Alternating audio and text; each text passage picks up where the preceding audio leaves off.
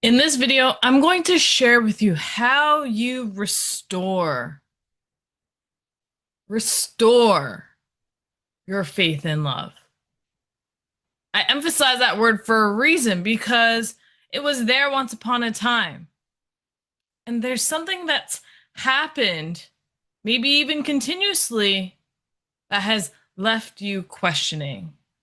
So let me share a story with you about a client that I worked with who came to me thinking she had trust issues.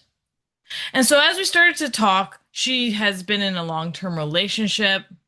She's been trying to be vulnerable with him, sharing certain ailments that she was going through, how it made her feel, things about her childhood. But he wasn't really receptive. He wasn't consoling her. He didn't give her the words, the comfort that she needed.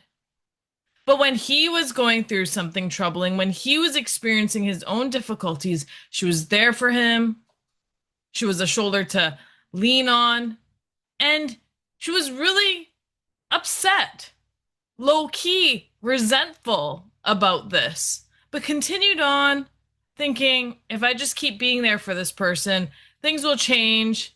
They'll start to see my love as I continue to prove it to them, and we will be happily ever after. But things didn't change. In fact, they got worse.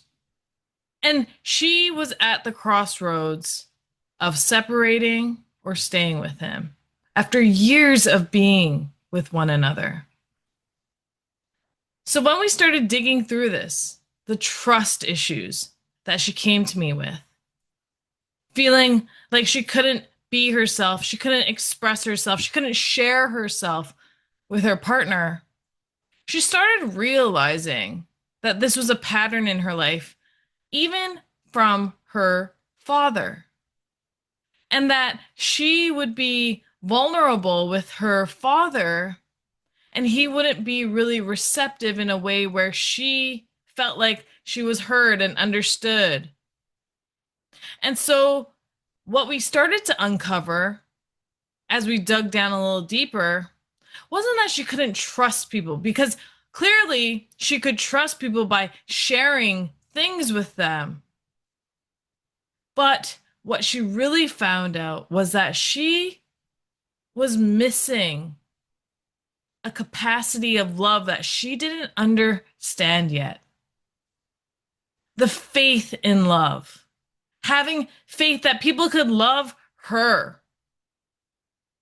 And so she was looking for them to love her in these ways, by the way she would express and look for the receivership of that. But she wasn't getting what she expected. And so what she realized then was that she was looking at love the wrong way. Yes, it is about giving and receiving, but how are we giving and how are we receiving? And what she really discovered for herself, which was really cool, was that she actually needed to go through her concept of what love meant, what love looked like, what love experiences felt like for her to be in a place of where she could receive love, where she could give love, and where she understood love. She needed to work through that because we live in concepts. We have these general ideas about love from what we see on TV, what we're taught, what we learned from childhood, what we read in books. But for our own selves, we develop a knowing, a response, our version of love. And so what she realized was she was following everybody else's version and she wasn't honoring her own version. And what she really needed to do was love those parts that she couldn't love, that she was still seeking for other people to meet for her. And if she could love this awkward, uncomfortable side to her that made her feel closed in, cut off, and invisible to people, then maybe actually she could start opening up, being more like herself, feeling more like herself. And so, therefore, what she started realizing was, and it was her metaphor, that she was going to make this change slowly, like a ship going to the lighthouse. And in her mind, we discovered that that was what she needed to do to learn how to love herself.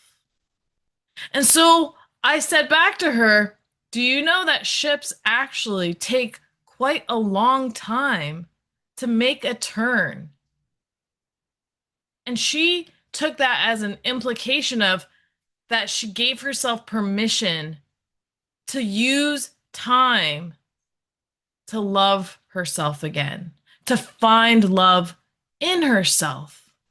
And when she can find that love within herself, she can give love in a different way, even if that meant that she had to set boundaries, speak up when she didn't agree with something, express her emotions when she didn't get what she received, rather than what she was doing before, which was staying quiet, staying small.